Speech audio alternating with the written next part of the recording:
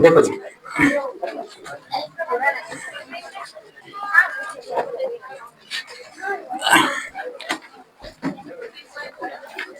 देखो हम लोग बात कर रहे थे सर्चा के नियम पर, इस पर बात हो गई थी।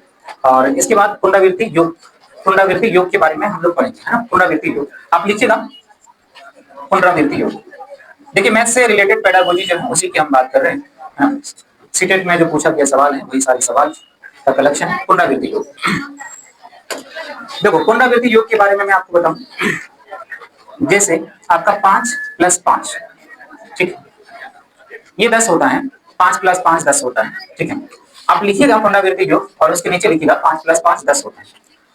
पुनरावृत्ति का मतलब होता है सेम चीज बार बार रिपीट होना, उसको पुनरावृत्ति कहा जाता है। सेम चीज बार बार रिपीट होना उसको पुनरावृत्ति कहा जाता है।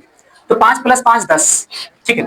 इसी बात को आप लिख सकते हैं 5 + 5 जो है कि भैया 2 बार आया है, 2 बार आया है क्या चीज 5, तो 2 × 5 कहे तो 10, ठीक है। तो पुनरावृत्ति योग का नियम क्या है कि जो सेम योग वाला चीज है बार बार रिपीट होकर आएगा, उसके योग, जो चीज बार बार रिपीट होकर आता है उसके योग को, उसके जोड़ को पुनरावृत्ति योग कहा जाता है, ठीक है। पुनरावृत्ति योग कहा जाता है। तो 5 + 5 आगे देखिएगा, 5 + 5 2 × 5, जैसे आप लिखोगे 5 + 5 + 5, ठीक है जी, 5 + 5 + 5, ठीक है। अच्छा एक मिनट,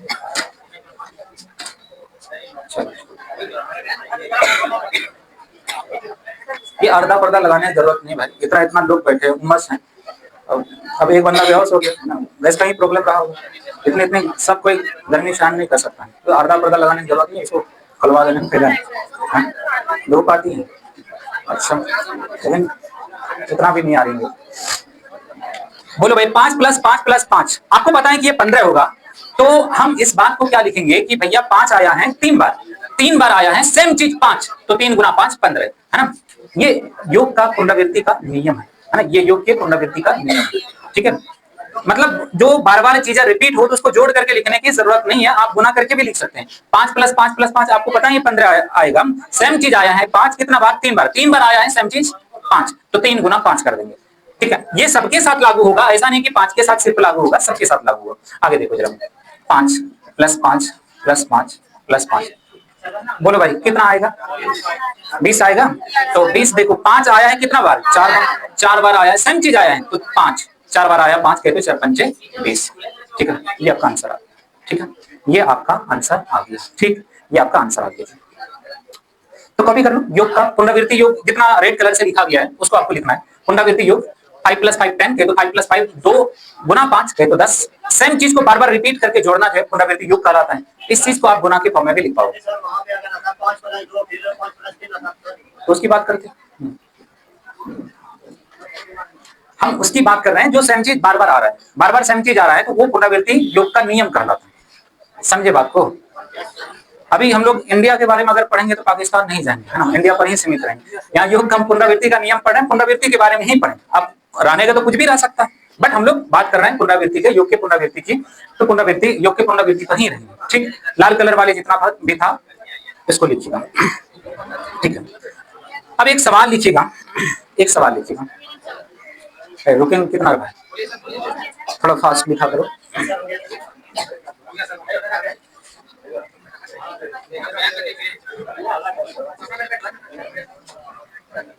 उधर लिखा गया है, इसको हटा देता हूँ।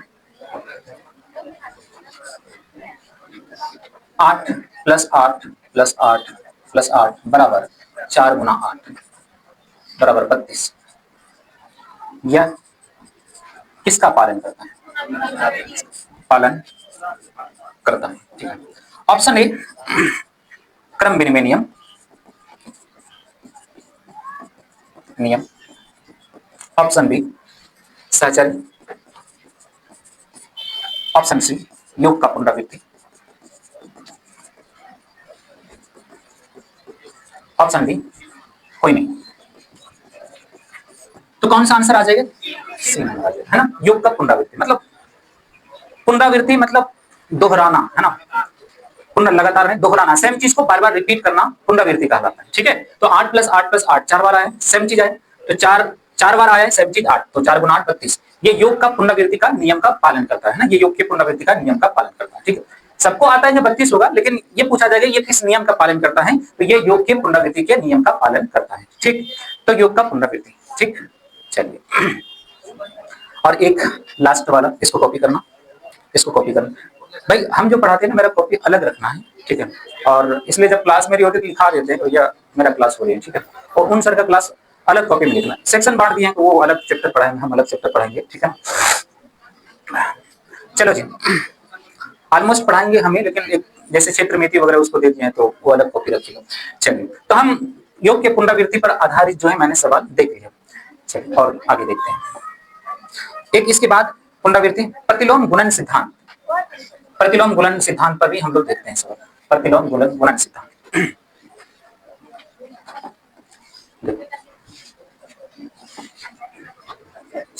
दो का गुणन प्रतिलोम।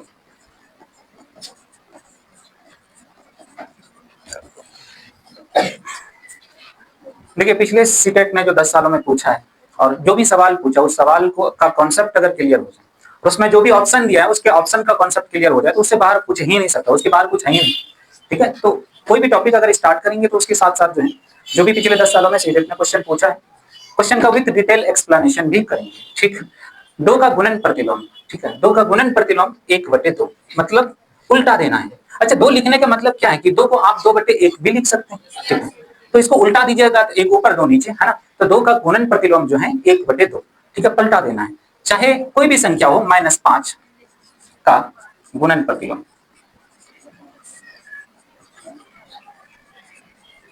-1/5, ठीक है। अच्छा, 3/4 का गुणन प्रतिलोम,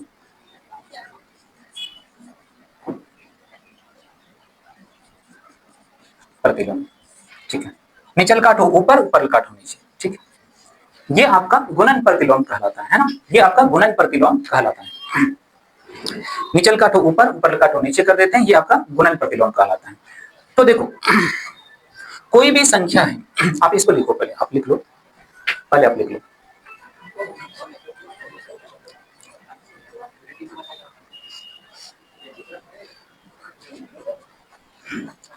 ठीक है जी। अच्छा, 3 है और उसका गुणन प्रतिलोम 1/3 गुना कीजिएगा तो आंसर आएगा 1। 5/4 है, उसका गुणन प्रतिलोम 4/5, गुणनफल कितना आएगा, 1 आएगा। तो कोई संख्या और उसके गुणन प्रतिलोम का गुना कहे तो उसके गुणन प्रतिलोम का गुणज जो होगा या गुना जो होगा, गुणज नहीं गुना जो होगा वो हमेशा 1 के बराबर आएगा, है ना। कोई संख्या लेंगे, गुना करेंगे उसके गुणन प्रतिलोम से, हमेशा उसका आंसर 1 आएगा। ठीक, ये बात ध्यान रखिएगा। गुणन प्रतिलोम को हम कोई भी गुना वाला कोई भी संख्या ले लो, 5 ले लो, उसके गुणन प्रतिलोम कहे तो 1/5 से गुना कर दीजिएगा, 1 हमेशा आंसर आएगा, है ना। तो कोई भी संख्या प्लस उसका गुणन प्रतिलोम बराबर हमेशा 1 के बराबर आएगा। ठीक, हमेशा 1 के बराबर आएगा। चलिए, ये आपका गुणन प्रतिलोम की मैंने बात कर ली है। दूसरा आता है योज्य प्रतिलोम। योज्य प्रतिलोम,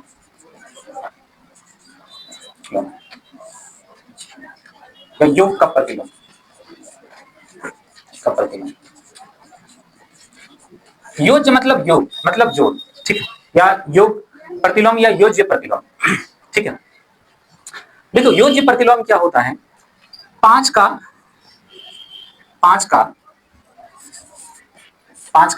योज्य प्रतिलोम,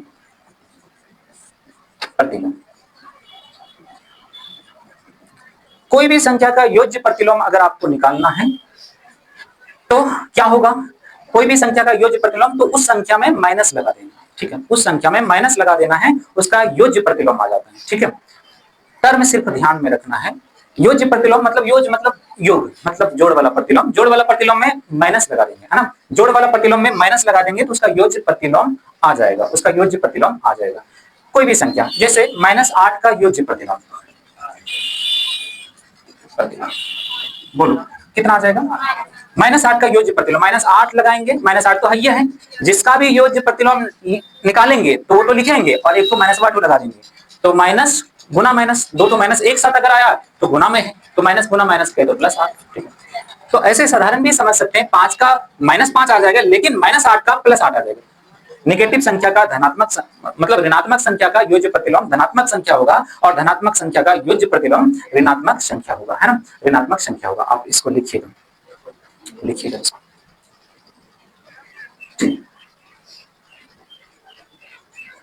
ठीक है, बहुत गर्मी है, पंखा भी धीरे धीरे चल रहा है।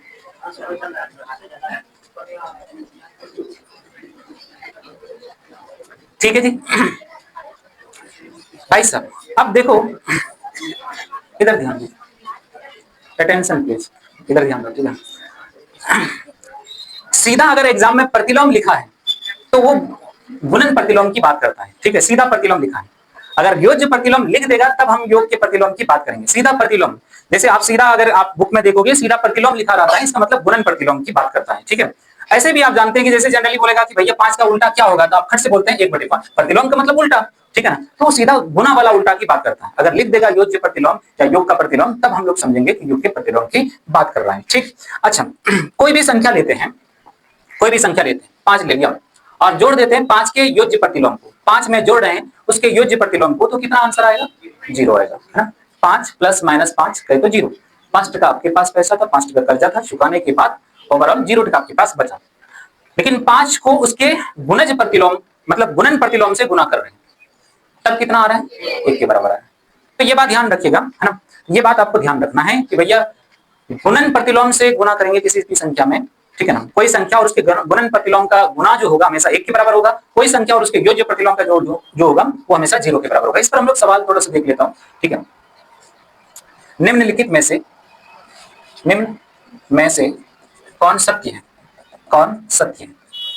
बहुत गर्मी है, कौन सत्य है, ठीक है। 5 का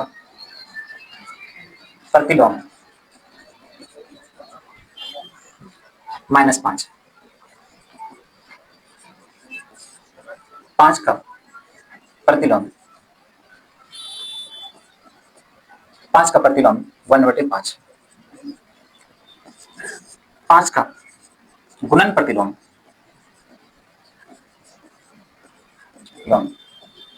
1/5। डी, इनमें से कोई नहीं, इनमें से कोई नहीं, ठीक है।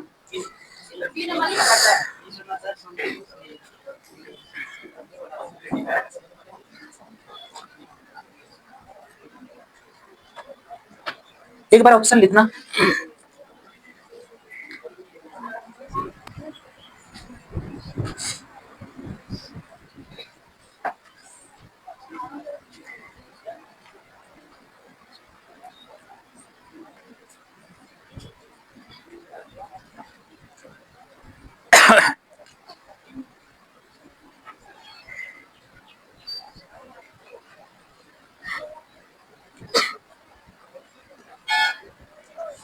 ठीक है जी, तो आप बताइए आंसर कौन सा होना चाहिए, बी नंबर या सी नंबर या ए नंबर, सी नंबर, ठीक है।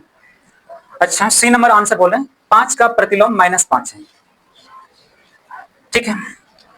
तो ये स्पष्ट नहीं बोला कि 5 का कैसा प्रतिलोम, अगर योज्य प्रतिलोम लिख देता तो ठीक है -5 हो जाता है, ठीक है, लेकिन स्पष्ट नहीं किया। सेकंड नंबर में भी स्पष्ट नहीं किया कि 5 का प्रतिलोम 1/5 है, ठीक है ना, लेकिन ये बहुत हद तक सही है। 5 का प्रतिलोम 1/5 होता है, साधारण हम जानते हैं कि प्रतिलोम का मतलब उल्टा कर देना है, वो गुणन प्रतिलोम की ही बात करता है। सी नंबर में 5 का गुणन प्रतिलोम 1/5 है, ये साफ साफ स्पष्ट बोल दिया भैया गुणन प्रतिलोम 1/5 है, 5 का गुणन प्रतिलोम 1/5 ये स्पष्ट बोला है ना, इसीलिए ये सही है ना। सही ए भी है, बी भी है, सी भी है, लेकिन ज्यादा सही जो है आपका सी है। ज्यादा सही क्या है, सी है। भाई कोई एक बाइक है, ठीक है ना, कोई एक बाइक है और कह रहे भैया आपका नाम क्या है भाई, हाँ फैजान, कोई एक बाइक है मान लेते हैं कि फैजान चला रहे, बोले पूछ दे भैया वो बाइक क्या है, जो भी नंबर है, तो कोई एक आदमी आया, वो बोला कि फैजान को देखें चलाते हुए बाइक, तो फैजान का होगा, है ना, ठीक है, एक आदमी बोला। दूसरा बोला भैया उसके घर पे मैंने वो बाइक देखा है, ठीक है, तो फैजान का ही बाइक होगा। तीसरा आदमी बोला कि भैया हम जानते हैं कि गाड़ी जो है फैजान के नाम पर है, ठीक है, वो फैजान का गाड़ी है। तो ज्यादा सही कौन बोल रहा है, तो जिसके नाम पर गाड़ी, भाई पॉसिबिलिटी है ना, कि फैजान अगर गाड़ी चला रहा है तो हो सकता है फैजान की गाड़ी, है ना, तो या फैजान के घर में गाड़ी है तो इसका मतलब फैजान की गाड़ी, ठीक है। लेकिन अगर कह दिया कि भैया गाड़ी फैजान के नाम पर है, तो ये ज्यादा सही बोल रहा है। है ना। इसलिए जब आपको दो या दो से अधिक चीज सही लगने लगे तो आपको उसमें ढूंढना है कि ज्यादा सही कौन है। जो ज्यादा सही होगा वही आपका आंसर होगा, है ना। अगर चार में से कोई एक तो ही सही है तब तो सही है ना, उसको मानना ही है, वो आंसर ही होगा। लेकिन अगर आपको कंपटीशन हो जाए कि भैया ये भी सही लग रहा है, ये भी, तब आपको देखना कि ज्यादा सही कौन है ना। जो ज्यादा सही होगा वो आपका आंसर का हिस्सा होगा। ठीक, तो 5 जो है ना स्पष्ट बोल रहे हैं कि 5 का गुणन प्रतिलोम 1/5 है ना, साफ साफ बोल रहा है। यहाँ पर बोला 5 का प्रतिलोम 1/5। हम जानते हैं 5 का दो तरह का प्रतिलोम होता है, एक गुणन प्रतिलोम भी होता है, एक योज्य प्रतिलोम भी होता है। अब क्या किसकी बात कर रहा है ये नहीं बोला, बोला कि 1/5, 1/5 तो होगा लेकिन गुणन प्रतिलोम होगा, साफ साफ नहीं बोला है। यहाँ पर बोला है कि 5 का प्रतिलोम -5 होगा, भाई योज्य प्रतिलोम -5 होगा, लेकिन ये नहीं बोला कि योज्य प्रतिलोम -5 है या गुणन प्रतिलोम -5 है, ऐसा नहीं बोला है ना। लेकिन यहाँ पर साफ साफ बोला है, ये साफ साफ यहाँ पर क्लियर कट बोला है, इसलिए ज्यादा सही यही है, तो ऑप्शन इज सी। ठीक, चलो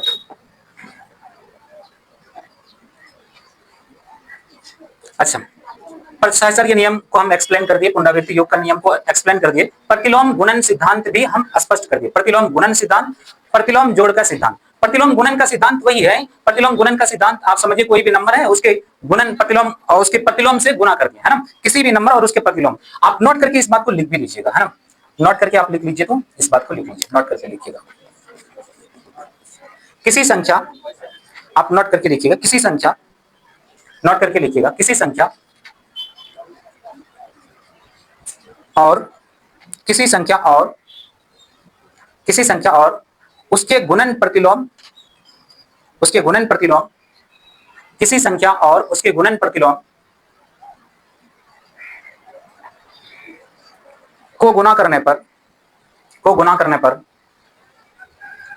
को गुणा करने पर हमेशा, हमेशा एक आता है, हमेशा एक आता है, हमेशा एक आता है। ठीक है, हमेशा एक आता है। ठीक, हमेशा एक आता है, हमेशा एक आता है।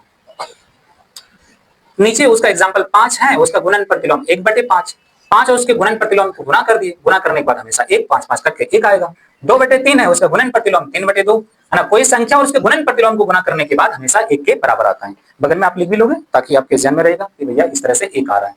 कोई संख्या और उसके गुणन प्रतिलोम को गुणा करने पर हमेशा एक आता है। ठीक है, हमेशा एक आएगा।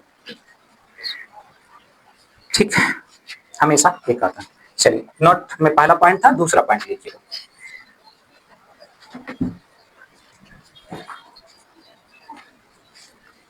जितना पढ़ाते हैं इतना क्लियर रखना है। ठीक है, ज्यादा कुछ करने की जरूरत नहीं, इतना क्लियर रखिएगा, कोई दिक्कत नहीं आएगा, आराम से सवाल बनेगा, चाहे पेडागोजी का सवाल हो चाहे कंटेंट हो।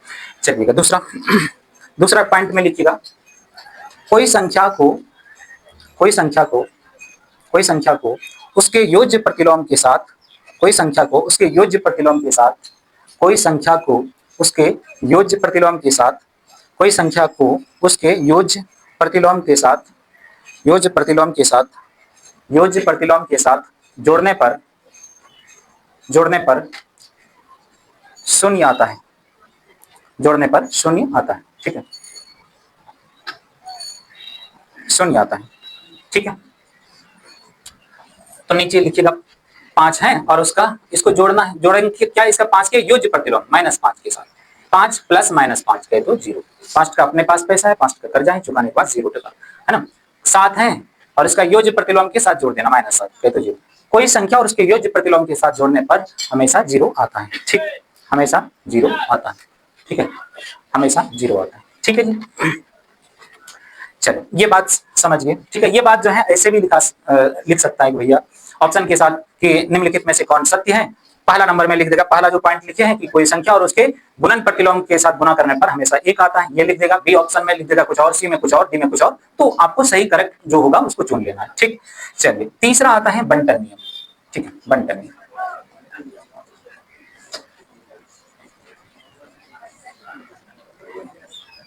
ए गुना बी प्लस सी, तो सॉरी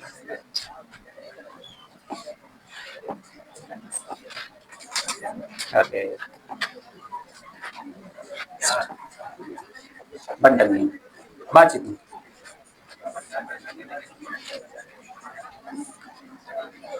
ए गुना बी प्लस सी बराबर, बंटन का मतलब बांटना, है ना, बंटन का मतलब होता है बांटना। ठीक है, ए गुना बी प्लस सी, बांट रहे हैं, ए को बी के साथ भी बांटेंगे, ए को सी के साथ भी बांटेंगे, ए गुना बी आ जाएगा, ए गुना बी, पीछे पर कोई ऑप्शन नहीं है।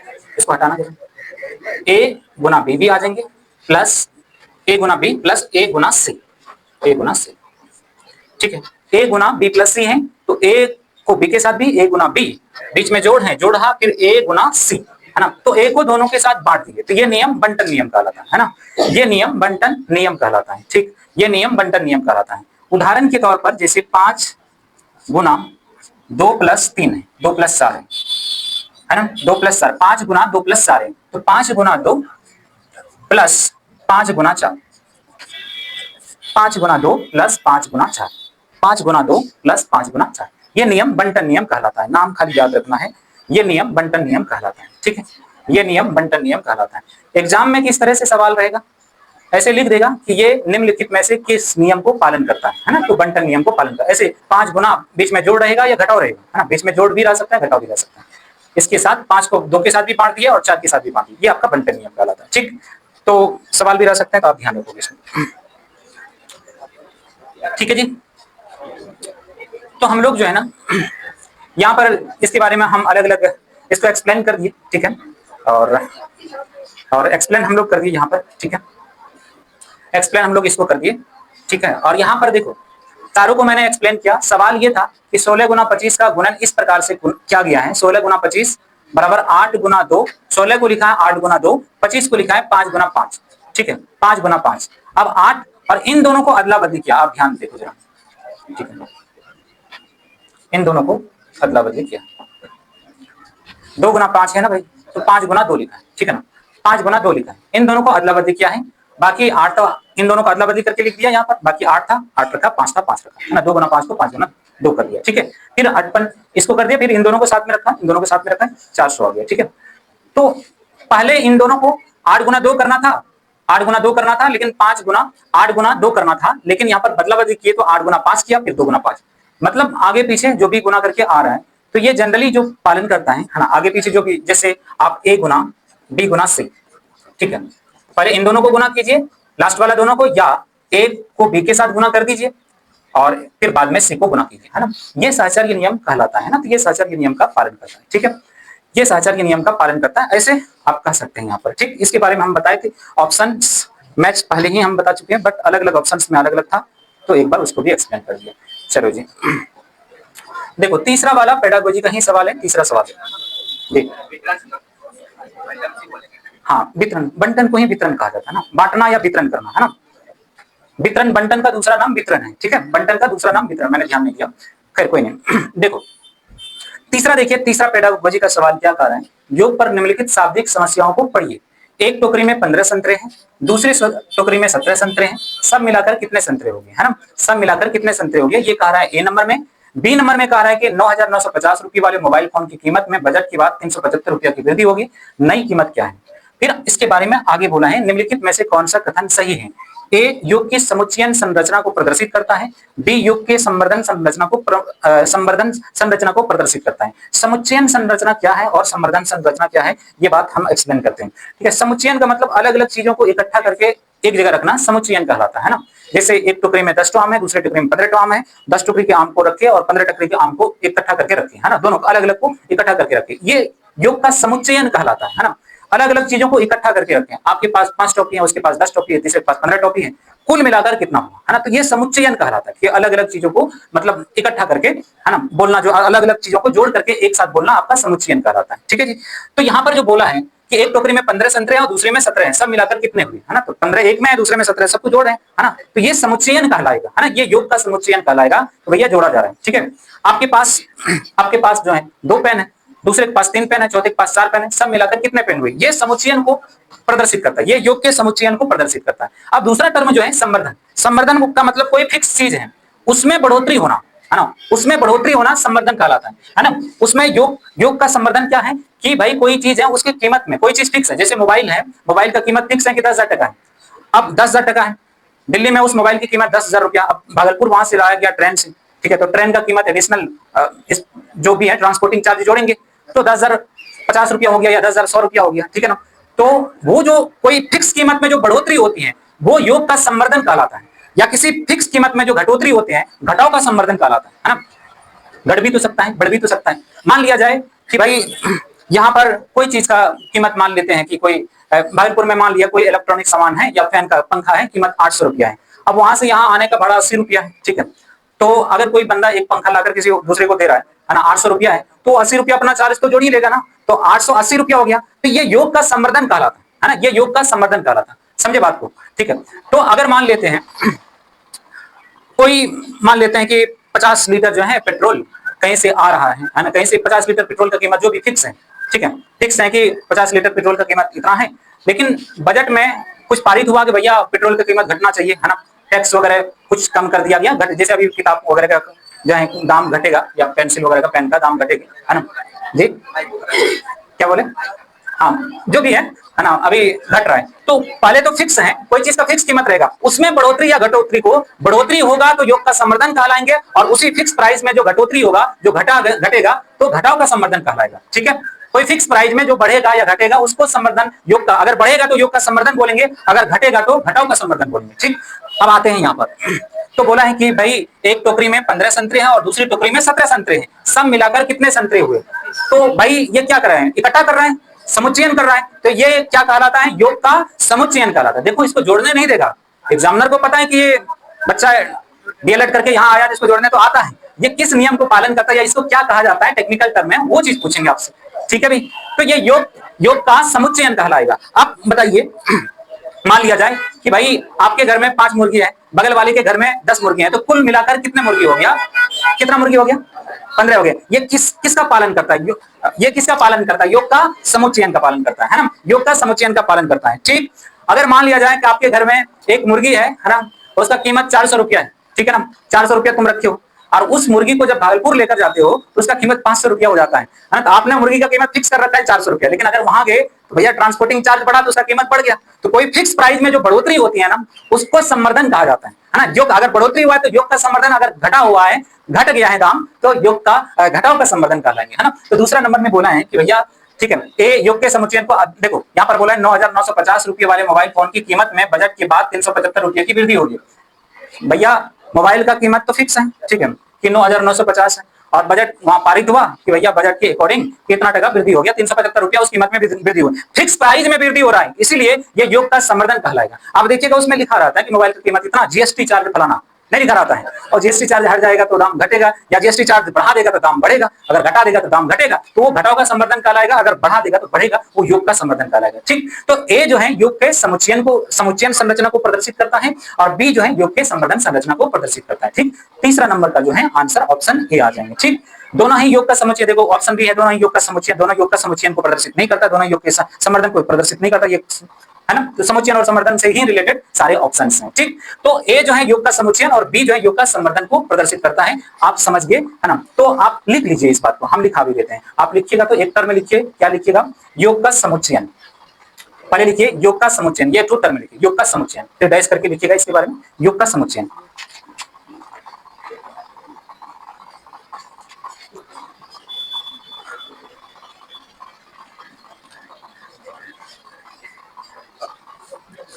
योग का समुच्चयन, ठीक है, ठीक। अलग अलग चीजों को मिलाकर जब एक साथ लिखा जाता है, अलग अलग जगह की चीजों को मिलाकर, अलग अलग जगह की चीजों को मिलाकर जब एक साथ लिखा जाता है, लिखिएगा योग का समुच्चयन के बारे में, अलग अलग जगह की चीजों को मिलाकर, अलग अलग जगह की चीजों को मिलाकर जब एक साथ लिखा जाता है, जब एक साथ लिखा जाता है, जब एक साथ लिखा जाता है, वह योग का समुच्चयन कहलाता है, वह योग का समुच्चयन कहलाता है, ठीक है, वह योग का समुच्चयन कहलाता है, ठीक है। उदाहरण के तौर पर राम के पास 10 पेंसिल हैं, योग का समुच्चयन कहलाता है। उदाहरण लिखिएगा, उदाहरण, राम के पास 10 पेंसिल हैं, राम के पास 10 पेंसिल हैं, राम के पास 10 पेंसिल हैं, मोहन के पास 5 पेंसिल हैं, मोहन के पास 5 पेंसिल है। उदाहरण, राम के पास 10 पेंसिल है, मोहन के पास 5 पेंसिल है, मोहन के पास 5 पेंसिल है। सोहन के पास 2 पेंसिल है, सोहन के पास 2 पेंसिल है। तब कुल मिलाकर कितना पेंसिल हुआ, तब कुल मिलाकर कितना पेंसिल हुआ, तब कुल मिलाकर कितना पेंसिल हुआ। ठीक है, कुल मिलाकर कितना पेंसिल हुआ। ठीक है, तो अलग अलग जगह की चीजों को जोड़ करके इकट्ठा करके लिख रहे हैं, है ना। तो जब अलग अलग जगह की चीजों को जोड़ करके इकट्ठा करके लिखेंगे, ये योग का समुच्चयन कहलाता है ना। तो नीचे लिखिएगा, यह योग के समुच्चयन का उदाहरण है, यह योग के समुच्चयन का उदाहरण है, यह योग के समुच्चयन का उदाहरण है, यह योग के समुच्चयन का उदाहरण है, यह योग के समुच्चयन का उदाहरण है। अगर लिख नहीं पाओगे तो बोलना थोड़ा धीरे बोलिए, है ना, ऐसे हम धीरे ही बोल रहे हैं। यह योग के समुच्चयन का उदाहरण है। आप समझ जाइएगा, है ना, कि योग का समुच्चयन मतलब इसके पास इतना, इसके पास इतना, उसके पास उतना, कुल मिलाकर कितना हुआ। तो आप समझ जाइएगा ये योग के समुच्चयन का उदाहरण है। ठीक, आगे लिखिएगा, अगला टर्म लिखिएगा योग का संवर्धन। योग का संवर्धन यहां पर लिखा गया, योग की संवर्धन, योग का या की जो भी लिखिए, योग का संवर्धन, समान स्वर व धोरेप नो, योग का संवर्धन, योग का संवर्धन, योग का संवर्धन लिखिए। किसी चीज के निश्चित दाम में, किसी चीज के निश्चित दाम में, किसी चीज के निश्चित दाम में, फिक्स प्राइस जिसको बोलते हैं। ठीक है, निश्चित दाम ब्रैकेट के अंदर लिखिएगा फिक्स्ड प्राइस, फिक्स्ड प्राइस, निश्चित दाम ब्रैकेट के अंदर fixed price, FIXED fixed price, fixed price. ठीक है, निश्चित दाम में जो बढ़ोतरी होती है, जो बढ़ोतरी होती है, जो बढ़ोतरी होती है,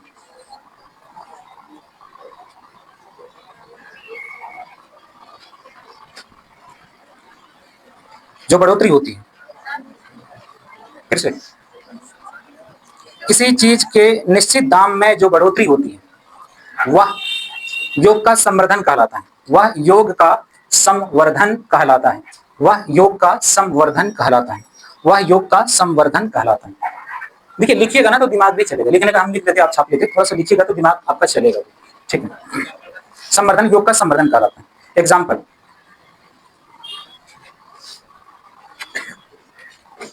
एग्जाम्पल लिखिएगा, लिखिएगा, मोबाइल वाला ही लिखो ज्यादा अच्छा। ठीक है, लिखिएगा, एक मोबाइल की कीमत 10,000 है, एक मोबाइल की कीमत 10,000 है, एक मोबाइल की कीमत 10,000 है, एक मोबाइल की कीमत 10,000 है।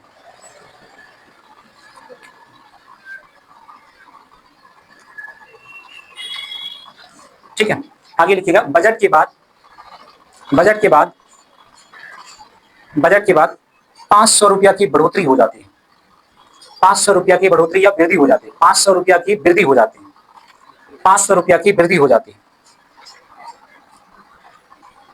500 रुपया की वृद्धि हो जाती है। तब नई कीमत क्या है, तब नई कीमत क्या है, तब नई, नई मतलब नया, तब नई कीमत क्या है, तब नई कीमत क्या है।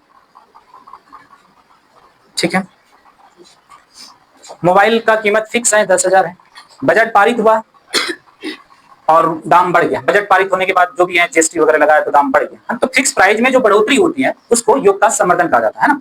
तो आगे लिखिएगा, यह योग का संवर्धन का उदाहरण है, यह योग का संवर्धन का उदाहरण है, यह योग के संवर्धन का उदाहरण है, यह योग का संवर्धन का उदाहरण है, यह योग के संवर्धन का उदाहरण है।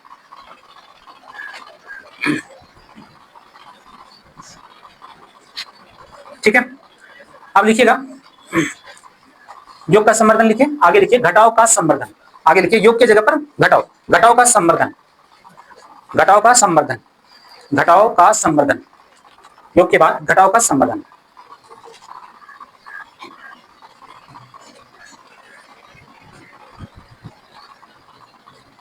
किसी चीज के निश्चित दाम में, किसी चीज के निश्चित दाम में, किसी चीज के निश्चित दाम में, किसी चीज के निश्चित दाम में जो कमी होती है, जो कमी होती है, जो कमी होती है उसे, उसे, उसे घटाव का संवर्धन कहा जाता है, उसे घटाव का संवर्धन कहा जाता है, उसे घटाव का संवर्धन कहा जाता है। ठीक, देखो कोई चीज का कीमत है भाई, वो कीमत फिक्स है, ठीक है, अब किसी भी वजह से अगर उस चीज की कीमत में घटा हो जाता है, कमी हो जाती है, तो वो योग मतलब वो घटाव का संवर्धन कहलाएगा, है ना। मान लिया जाए कि एक कॉपी की कीमत 100 रुपया है और उसका चूहा कुछ पेज काट दिया, है ना, तो उसके 100 रुपया से तो कम हो जाएगा, 90 रुपया हो जाएगा, है ना। फिक्स प्राइस था, फिक्स प्राइस किसी वजह से कम हो जाए तो वो घटाव का संवर्धन कहलाता है, ठीक है। तो चूहा काटने से अगर 90 रुपया हो गया तो ठीक है, फिक्स प्राइस में कमी हुआ, चाहे वजह जो भी, ठीक है ना, तो उसको हम लोग घटाव का संवर्धन बोलेंगे, ठीक। उदाहरण में लिखिएगा, ऐसे उदाहरण में चूहा वाला नहीं लिखता हूँ, ऐसे में लिखता हूँ, लिखिएगा किसी कॉपी की कीमत 100 रुपये है, 100 रुपये, 100 रुपये, किसी कॉपी की कीमत 100 रुपये, किसी कॉपी की कीमत 100 रुपये, किसी कॉपी की कीमत 100 रुपये, 100 रुपये। बजट के बाद उस कॉपी की कीमत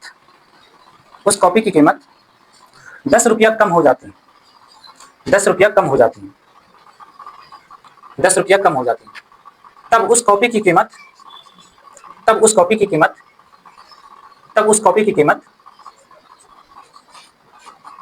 कितनी है?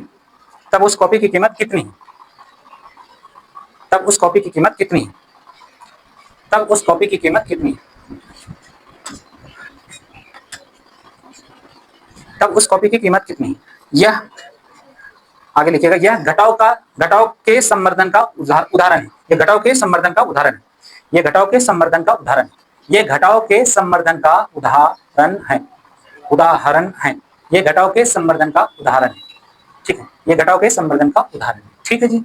चलो हम समझ गए यहाँ पर समुच्चयन किसको बोलेंगे, योग का संवर्धन किसको बोलेंगे, योग का घटाव का संवर्धन किसको बोलेंगे, ये बात समझ गए, 3 टर्मिनोलॉजी था, समझ गए, ठीक। अब चौथा नंबर सवाल पर आते हैं। चौथा नंबर भी पेडागोजी का सवाल है।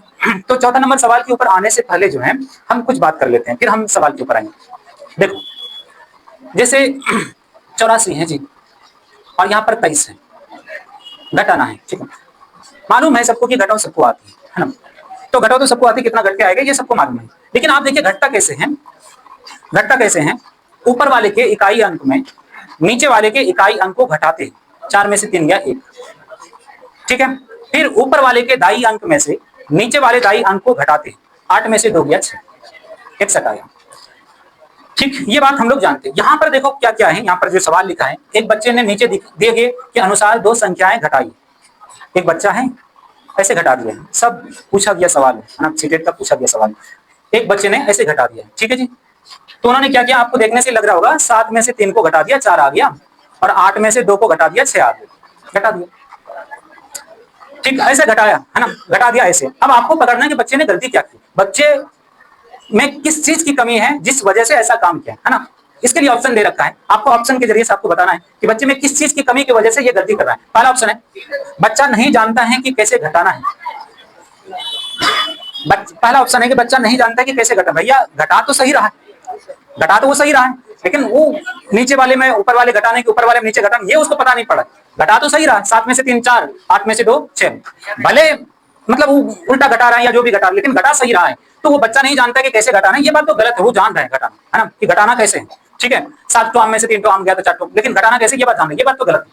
बच्चा 2 अंकों वाली संख्याओं के घटाव की प्रक्रिया जानता है ना, बच्चा 2 अंकों वाली घटाव की प्रक्रिया जानता है, ये बात भी गलत है ना। 2 अंकों वाली प्रक्रिया मतलब बच्चा क्या गलती कर रहा है, निम्नलिखित में से कौन सा कथन बच्चे के घटाव सीखने का बोध कराता है ना, सीखने का बोध कराता है, ठीक है, लर्निंग का बोध कराता है, ये भी बात गलत है। अच्छा ये एक गलती है, इसे बार बार अभ्यास करके सुधारा जा सकता है, ये गलती नहीं, ये तो गलती नहीं है, ये कितना कुछ प्रैक्टिस करोगे तो इसको सुधारा नहीं जा सकता। बच्चे को घटाव की प्रक्रिया में स्थानीय मान के बारे में गलत धारणा है, ये बात सही है, ठीक है, ये बात सही है कि भैया बच्चे को घटाव सीखने का बोध कराता है ना, सीखने का बोध कराता है, तो वो बोध कराता है तो किस चीज की कमी को दर्शा रहा है ना, जो सीख रहा है वो किस चीज को उसमें कमी को दर्शा रहा है। तो बच्चे को घटाव प्रक्रिया में स्थानीय मान के बारे में गलत धारणा है। स्थानीय मान का मतलब इकाई, ऊपर वाले इकाई स्थान को नीचे वाले इकाई स्थान में घटाना पड़ता है, फिर ऊपर वाले दाई स्थान को नीचे वाले के दाई स्थान में घटाना पड़ता है ना, यही स्थानीय मान की धारणाएं है। तो यही धारणा बच्चे में गलत है, जिस वजह से आप नीचे वाले के इकाई स्थान के मान में ऊपर वाले के स्थायी स्थान के मान को घटा दिए, फिर यहाँ पर ऊपर वाले में से नीचे वाले को घटा दिए। तरीका है कि ऊपर वाले में से नीचे वाले को घटा। तो बच्चे में जो है घटाव की प्रक्रिया में स्थानीय मान के बारे में गलत धारणाएं हैं, ये बात करेक्ट है ना, ये बात करेक्ट है। अगर बच्चा ऐसा गलती कर रहा है तो जो सीखने घटाव सीखने का लर्निंग का बोध कराता है, ये उसके लिए जो है ये बात सही है, बच्चे को घटाव की प्रक्रिया में स्थानीय मान के बारे में गलत धारणाएं हैं। ठीक, तो ये वाला आंसर आ जाएगा। ठीक, ये तो आपके शायद आपको भेजा गया होगा, शायद आपके व्हाट्सएप ग्रुप में होगा, है ना। सिर्फ हम एक्सप्लेन कर रहे हैं चीजों, ठीक है जी। जिसके पास नहीं है तो आप व्हाट्सएप ग्रुप में बोलिएगा तो भेज दिया जाएगा वापस से, ठीक है। चलो जी, आगे बोला है, यहां देखो, दो अंकीय संख्याओं को दूसरी एक अंकीय या दो अंकीय संख्याओं से गुणा करने की प्रक्रिया को समझने के लिए निम्नलिखित में से कौन सी पूर्व जानकारी होना आवश्यक है। बोला कि दो अंक वाला संख्या है जी, दो अंक वाला संख्या है, उसको बोला है दो अंकीय संख्या को दूसरी एक अंक या दो अंकीय संख्या, बोला दूसरा तो जो है एक अंक वाला संख्या है या दो अंक वाला संख्या है ना। एक तो दो अंक वाला संख्या है और दूसरा जो है एक अंक वाला या दो अंक वाला संख्या है, ठीक है ना। एक अंक वाला या दो अंक वाला संख्या है, ठीक है। तो उसको किसका ज्ञान होना जरूरी है। पहला है गुणा का क्रम विनिमय नियम, ठीक है। गुणा का क्रम विनिमय नियम ये कहता है कि 2 गुना 5, 5 गुना 2, इसका जरूरी है, इसका जरूरी नहीं है, दोनों का रिजल्ट सेम ही होता है ना, कोई दिक्कत नहीं। गुणा का क्रम विनिमय नियम नहीं भी जानता है तो वो काम चल जाएगा, ठीक है। गुणन और योग का वितरण नियम के रूप में, ठीक है। गुणन और विभाजन के प्रतिलोम के रूप में योग का क्रम विनिमय गुण, ठीक है। समझते हैं चीजों को। देखो पहली बात, गुणा का क्रम विनिमय नियम भैया कि 5 दो तो संख्या है, 2 गुना 23 गुना मान लिया जाए 10 है या 10 गुना 23 करो, दोनों का मान तो सेम ही आता है ना। तो इससे कोई मतलब नहीं, गुणा का क्रम विनिमय नियम से कोई मतलब नहीं है ना, उसको आए या नहीं आए कोई फर्क नहीं पड़ता है, उल्टा पुल्टा भी करेगा आंसर सेम आएगा, ठीक है। गुणन या योग के वितरण नियम के रूप में, गुणन कॉमा योग के वितरण नियम, गुणन और योग का वितरण नियम क्या है थोड़ी देर पहले जो बताए, ए गुना बी जोड़ सी बराबर ए गुना बी जोड़ ए गुना सी, यही गुना और जोड़ का वितरण का नियम है ना। गुना योग का वितरण नियम यही, ठीक है, गुना योग का वितरण नियम यही। मान लिया जाए 25 गुना 12 है, देखो जी 25 गुना 12 है, तो 25 गुना 12 को हम लिख पाएंगे 10 प्लस का 2, 12 को मैंने लिख दिया 10 प्लस 2, 10 जोड़ 2। अब 25 गुना 10 कर सकते हैं, 25 गुना 10 प्लस 25 गुना 2, 250 प्लस का 50, 300, ठीक है। देखो 25 गुना 12, 12 कहने का मतलब 10 प्लस 2, तो 25 गुना 10, 25 गुना 10 प्लस 25 गुना 2, 25 गुना 10 कहे तो 25 गुना 10 करोगे 250 और 25 गुना 2 कहे तो 50, 250 50 300। ये क्या है, ये जो नियम है ना, ये गुणन योग का वितरण नियम है, इसमें गुना भी है जोड़ भी है, इसका वितरण डिस्ट्रीब्यूट क्या है, वितरण क्या है, बांटा है ना। ये बांटने का गुणन योग का वितरण का नियम है। तो भैया दो अंकों वाले गुना अगर किया जा रहा है तो योग गुना का वितरण नियम उसको पता होना चाहिए, उसके जरिए से आप इजीली आप चीजों को सॉल्व करते हैं। योग गुना का वितरण नियम आपको पता होना चाहिए। गुना भी करते हैं ना भैया, ऐसे गुना करते हैं तो आप वितरण जिस तरह से करते हैं, पहले आप गुना करके इसको दोनों से गुना करते हैं, एक अंक को छोड़ते हैं फिर गुना करते हैं, है ना। तो ये भी जो है गुना और जोड़ का वितरण का नियम है। आप देखो जरा 25 गुना 12, 5 गुना 10, 2 गुना 4, 5 कट्टी 5 0 5 5 10 भाई आप तो गुना कर रहे हैं, गुना 2 गुना 5 10 और 2 गुना 2 2 1 5। फिर देखो, फिर आप डिस्ट्रीब्यूट कर रहे हैं, वितरण कर रहे हैं, फिर आप 5 को यहाँ नहीं यहाँ लिख रहे हैं, है ना, इसका मतलब हम वितरण ही कर रहे हैं। तो फिर 5 और 1 गुना 2 कहे तो 2, है ना, तो गुना कर दिए, फिर वितरण भी कर दिए, फिर जोड़ भी दिए। तो ये जोड़ और गुना का वितरण का नियम है ना। तो ये इसके बारे में आपको पता होना चाहिए। दो अंकों वाली संख्याओं को दूसरी एक अंकीय या दो अंकीय संख्या से गुना करेंगे तो योग और गुना का वितरण का नियम, गुना करने के बाद योग जो करेंगे कैसे उसको वितरण करना है, ये चीज अपने को पता होना चाहिए, है ना। आप ऐसे भी पता होना चाहिए या यूं सिंपली भी आप समझ सकते हैं, गुना किए फिर जोड़ को कैसे जोड़ना है, इसको छोड़ करके ऐसे। तो ये गुना किए फिर जोड़ना कैसे है, जोड़ना कैसे है, गुना किए वितरण किए कि कैसे गुना करके लिखना है फिर जोड़े, है ना। तो योग और गुना का वितरण का नियम का पता होना चाहिए, ठीक है ना। तो गुणन और विभाजन के प्रतिलोम के रूप में, प्रतिलोम को उल्टा के रूप में तो कोई मतलब नहीं है। योग का क्रम विनिमय नियम, क्रम विनिमय नियम से इसको कोई मतलब नहीं है, ठीक। तो ये गुणन और योग के वितरण नियम के रूप में इसको जाना जा सकता है, ठीक है जी। चलोगे आगे बढ़ते हैं, चलो थोड़ा सा हम फास्ट कम करेंगे। देखो भाई कक्षा 4 के अधिकतर विद्यार्थी शिक्षार्थी सोचते हैं कि दो अंक के गुणन से प्राप्त संख्या हमेशा दोनों संख्याओं से बड़ी होती है। आप ये कैसे प्रदर्शित करेंगे कि यह सदैव सत्य नहीं होता है, ठीक है। सुनोगे बात को समझिए।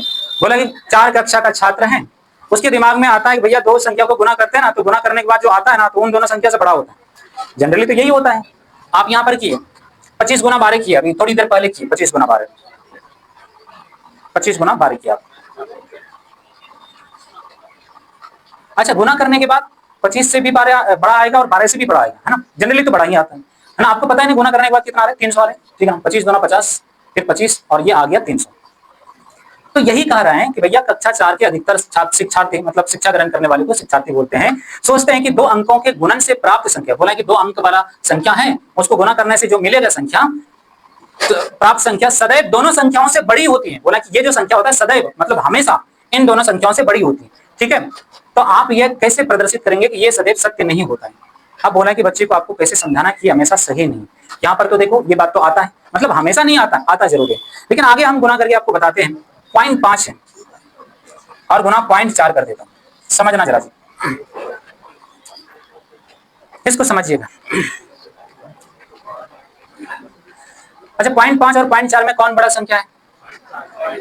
0.5 बड़ा संख्या है कि 0.4 बड़ा संख्या? नहीं रे भाई 0.5 बड़ा संख्या है। 0.5 बड़ा है ना। हाँ तो आपका दोस्त छोटा बोल रहा है, कुछ दोस्त बोल रहे हैं, तो 0.5 बड़ा है भाई। आप देखो जरा, पॉइंट के बाद जो है ना 0.7 है और 0.2 है। पॉइंट के बाद पहला संख्या ये 7 बड़ा है 0.2 से, है ना। तो ये 0.7 बड़ा है 0.2 से। अच्छा आप बताओ 0.7 1 से बड़ा है कि 1 से छोटा है?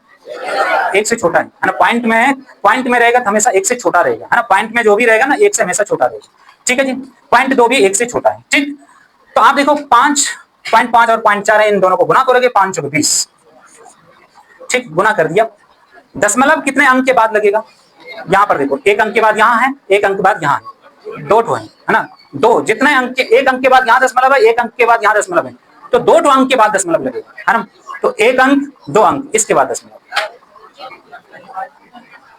ठीक। इधर ध्यान दो, पीछे फिर से कोई बेहोश हो रहा है क्या यार? इधर ध्यान दो, ठीक है। मोबाइल देख रहा है, अरे गधा मोबाइल तो देखते ही हो घर पे, पढ़ लो भाई। फॉर्म कब से भरा जा रहा है आप लोग का?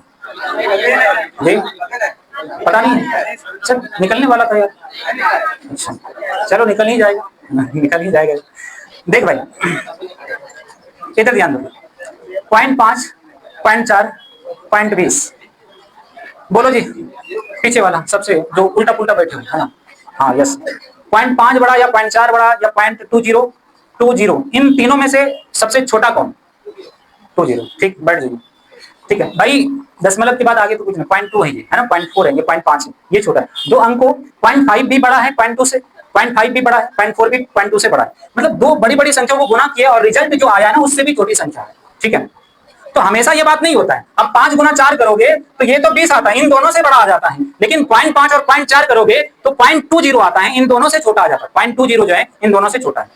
तो यही बोला है कि भैया परीक्षा बच्चा तो यही सोचता है कि भैया हमेशा बड़ा नंबर आएगा, तो ये छोटा नंबर भी आता है। ये बात तो हमेशा सही नहीं होता। ये बात कैसे आप समझाइएगा बच्चे को, ठीक है, कैसे समझाइएगा? तो इसको जो समझाया जाता है ग्रिड पेपर से समझाया जाता है ना। इसका जो एग्जाम्पल लिया जाता है ग्रिड पेपर से एग्जाम्पल लिया जाता है, मतलब आप समझो एक तरह का ग्राफ पेपर से इसको हम एक्सप्लेन कर सकते हैं। देखो समझने की कोशिश करना, समझ में आ जाए तो बहुत अच्छी बात है, नहीं समझ में आए तो याद रखना, ठीक। नहीं समझ में आए तो याद रखना। देखो 0.5 और 0.4 को गुना करना, 0.4 को ग्रिड पेपर आपको लेना है 10 बाय 10 का, ठीक है। देखो जी 2 3 4 5 6 7 8 9 10, 10 तो सीधी लाइन भी लेना है और 10 तो खड़ी लाइन भी लेना है। क्या बोल रहे हैं? क्या हो गया दोस्त, कोई दिक्कत है? देखो ज्यादा देर से पढ़ाने के बाद जो है ना लोग बोरिंग फील करते हैं, हम इस बात को जानते हैं, लेकिन हम स्थिर से पढ़ा रहे हैं। हम अभी पढ़ा रहे हैं स्थिर से। जब एग्जाम 10 दिन पढ़े बचेगा ना, तुम नहीं जान पाओगे कि ये बंदा इतना स्थिर से बोलता था, इतना तेजी से कैसे बोलने लगा, है ना। फिर आपको पल्ले ही नहीं पड़ेगा। अगर पढ़ा लिखा रहेंगे, पढ़े लिखे रहेंगे, अभी से पढ़े रहोगे तो पल्ले पड़ेंगे, है ना। चलो यहाँ देखो 1 2 3 4 5 6 7 8 9 10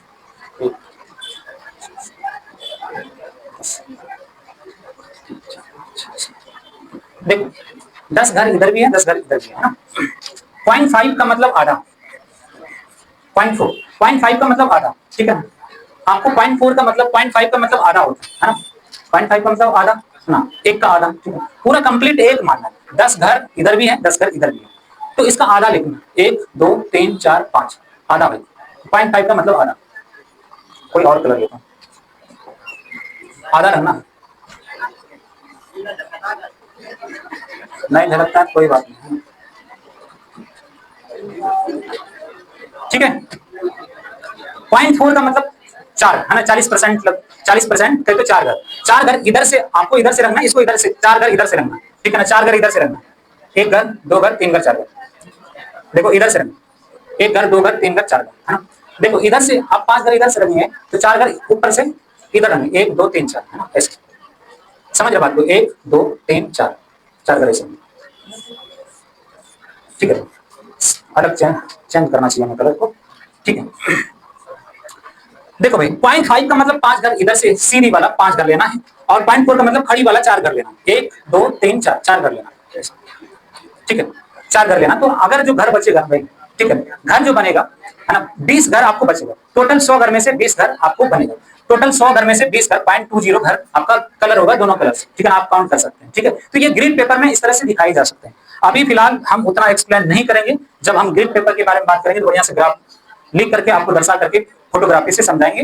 इधर थोड़ा सा गैदरिंग हो जा रहा है, बट इतना ध्यान रखना है, इस बात को समझाने के लिए ग्रिड पेपर का इस्तेमाल करेंगे, है ना, इस बात को समझाने के लिए बच्चे को ग्रिड पेपर का इस्तेमाल करेंगे, है ना, बच्चे के लिए ग्रिड पेपर का इस्तेमाल करेंगे, ठीक है जी। क्वेश्चन नंबर 6 था। क्वेश्चन नंबर 6 के बाद जो ग्रिड पेपर पर 2 दशमलव संख्याओं को गुना करके प्रदर्शित करके, ठीक है ना, ग्रिड पेपर का इस्तेमाल करते हुए, ठीक, ये बात ध्यान रखिएगा, ठीक है जी। चलो चलो अगला देखिए, हाँ छोड़ दूंगा यार, कोई बात नहीं, अभी रुक जाओ यार, छोड़ देंगे हमको, अभी चिंता काहे कर रहे हो, छोड़ देंगे। कल कल तो क्लास ही नहीं हुई थी शायद, एक ही क्लास हुई थी, कोई नहीं, अब आए तो थोड़ा सा पढ़ा, हम छोड़ देंगे, हमको पता है कि कब छोड़ना है, ठीक है। देखो एक बक्से में 50 बोतलें आ सकती हैं, इधर ध्यान दो, उनमें पहले से 20 बोतलें हैं, इस बक्से में कितनी बोतलें और रखी जा सकती हैं, इस प्रकार का शाब्दिक प्रश्न निम्नलिखित में से कौन श्रेणी से संबंधित है? तुलना, योग की पूरकता, विभाजक, न्यूनीकरण। तुलना करना, तुलना तो नहीं करा जा रहा है। दूसरा है योग की पूरकता। योग की पूरकता क्या है कि भैया हम ऐसे बोलेंगे योग की पूरकता की 2 संख्या है, 2 संख्याओं का योगफल 50 है, उनमें से एक संख्या 30 है, तो दूसरी संख्या क्या रहेगा, कितना रहेगा, 20 रहेगा। तो किसी चीज को पुराने के लिए, वहां तक ले जाने के लिए आपको जितने की जरूरत है ना, जितना उसको पुराने के लिए, वहां तक ले जाने के लिए जितने की जरूरत है, उन संख्याओं को योग की पूरकता कहा जाता है ना, योग को पूरा करता है। यहाँ पर बोले एक बक्सा में जो है 50 बोतलें आ सकती है, ठीक है, 50 बोतलें आ सकती है। आगे बोले उनमें से पहले से 20 बोतलें, बोले कि उस बक्से में 20 बोतल पहले से भी है, पहले से ऑलरेडी है। अब बोले कि उसमें और कितना बोतलें आ सकता है, मतलब 50 बोतल को पुराने के लिए बोल रहे हैं कि कितना बोतलें आ सकता है ना। तो ये जो है 30 बोतल आ सकता है, तो किसको पुराने के लिए, 50 बोतल को पुराने के लिए। तो ये जो है ना, किसी एक निश्चित चीज को पुराने के लिए जितनी जरूरत पड़ती है उसको योग की पूरकता कहा जाता है ना। एक निश्चित संख्या तक पहुंचने के लिए जितनी जरूरत पड़ती है वो योग की पूरकता कहलाता है। आप लिखिएगा योग की पूरकता, आप लिखिएगा योग की पूरकता, लिखिएगा योग की पूरकता, इसके बारे में लिखेंगे।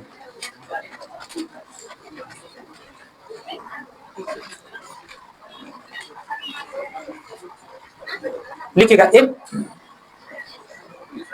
योग की पूरकता के बारे में लिखिएगा, एक निश्चित संख्या तक, एक निश्चित संख्या तक पहुंचने के लिए, एक निश्चित संख्या तक पहुंचने के लिए, एक निश्चित संख्या तक पहुंचने के लिए,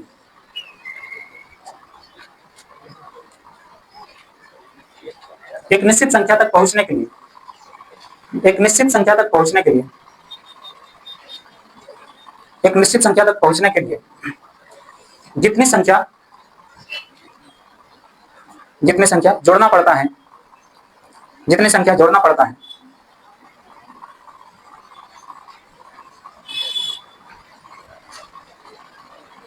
वह योग की पूरकता कहलाता है, वह योग की पूरकता कहलाता है, वह योग की पूरकता कहलाता है, वह योग की पूरकता कहलाता है, ठीक है, वह योग की पूरकता कहलाता है।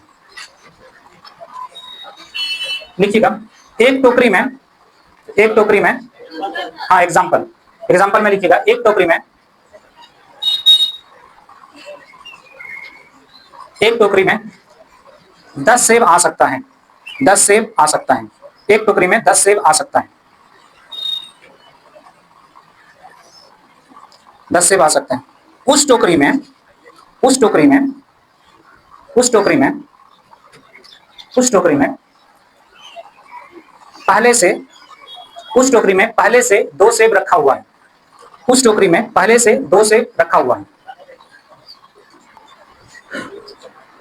तब इस टोकरी में और कितना सेब रखा जा सकता है? इस टोकरी में और कितना सेब रखा जा सकता है? ठीक ठीक है जी। और कितना सेब रखा जा सकता है? पूरकता का मतलब पुराना, ठीक है ना, कोई चीज को पुराना है। देखो टोकरी में 10 तो सेब पुराना है, ठीक है, 10 पुराना है, बोला है 2 पहले से रखा है, तो और कितना देना पड़ेगा? 8, है ना। तो ये जो है ना भाई, कोई दो संख्या है, दो चीजों का योगफल एक निश्चित संख्या होगा, उनमें से एक तो बोल देगा तो दूसरे के बारे में पूछेगा और कितना देना पड़ेगा, तो वो जो देना पड़ेगा ना वही योग की पूरकता कहलाता है ना। तो ये जो है यह लिखिएगा, यह योग की पूरकता का उदाहरण है, यह योग की पूरकता का उदाहरण है, यह योग की पूरकता का उदाहरण है। अगला एग्जांपल,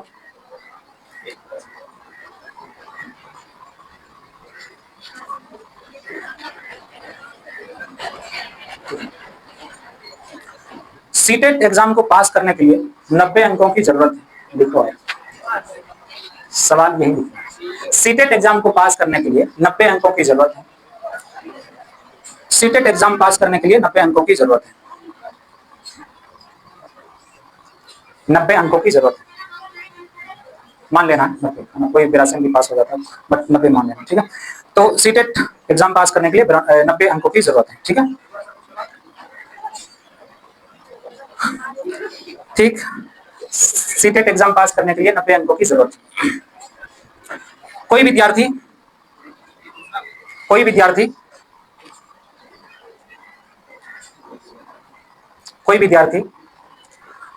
80 अंक लाया, 80 अंक लाया, ठीक है, 80 अंक लाया, और वह कितना अंक लाता,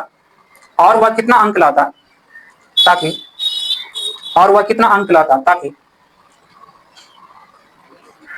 सीटेट एग्जाम पास हो जाता, सीटेट एग्जाम पास हो जाता।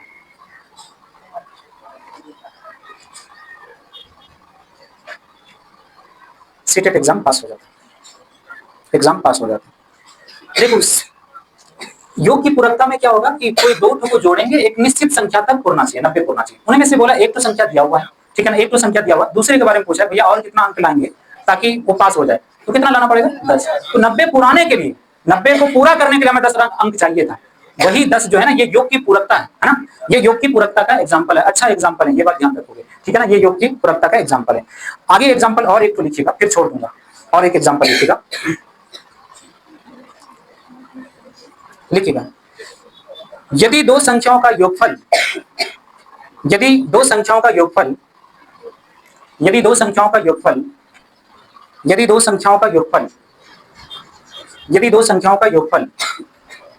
10 है, उनमें से एक संख्या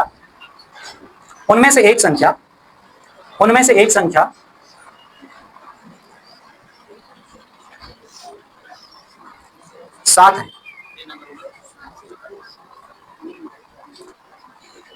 ठीक है, तब दूसरी संख्या क्या है? तब दूसरी संख्या क्या है?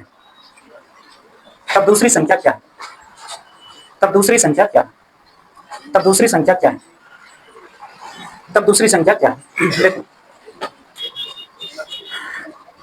भाई, आपको ये समझना है कि जब भी दो चीजों का योगफल एक निश्चित संख्या तक लाना है, बोले कि दो संख्याओं का योगफल 10 है ना, ये फिक्स संख्या तक लाना है, तब उनमें से बोला एक संख्या 7 है ना, एक संख्या 7 है, तो दूसरी संख्या क्या है? तो 10 को पुराने के लिए ही दूसरी संख्या के बारे में बात कर रहे हैं, 10 को पूरा करने के लिए आपको दूसरी संख्या बताना है, तो दूसरी संख्या क्या होगा? 3 होगा। तो ये 10 को पूरा करने के लिए 3 ला रहे हैं, है ना, तो ये जो है ना, ये दूसरी संख्या तो 3 होगा। ये किसका उदाहरण है? ये योग की पूरकता का उदाहरण है। आप नीचे लिखिएगा, ये योग की पूरकता का उदाहरण है, ये योग की पूरकता का उदाहरण है, ठीक है। टाइम कितना हो गया दोस्त? ठीक, रहने देता हूँ, काफी हो गया, ठीक है।